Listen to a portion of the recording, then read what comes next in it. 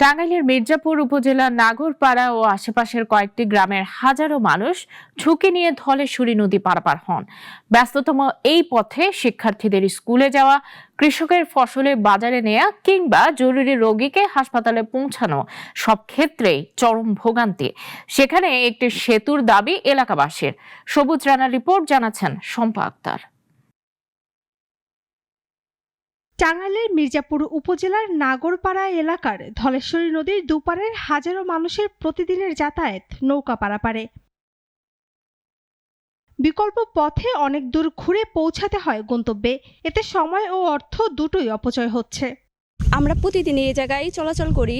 ব্রিজের না থাকার কারণে আমরা অনেক সহায় এবং অনেক কষ্ট করে নদী পার হই। পরীক্ষা দিতে যাই তখন অনেক লেট হয়ে যায়, নৌকা পাওয়া যায় না ঠিক মতো।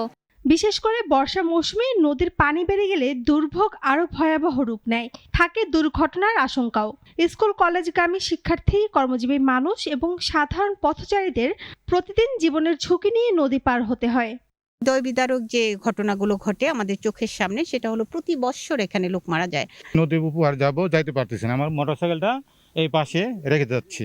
অন্তত 20টা গ্রামের লোকজন এই খেয়া পার হতে যে অনেক সময় সমস্যা হয়ে যায়। একটি সেতুর অভাবে সবচেয়ে বেশি ক্ষতির মুখে পড়েছেন কৃষকরা। এলাকার উৎপাদিত ফসল বাজারে নিতে বাড়তি পরিবহন খরচ গুনতে হচ্ছে। এদিকে স্থানীয় জনপ্রতিনিধি জানান, ধলেশ্বরী নদীর উপর সেতু নির্মাণের দাবি সংশ্লিষ্ট দফতরে জানানো হয়েছে। এলাকার এমপি হিসাবে ডিউ লেটার দিয়েছি জনগণের পক্ষ থেকে।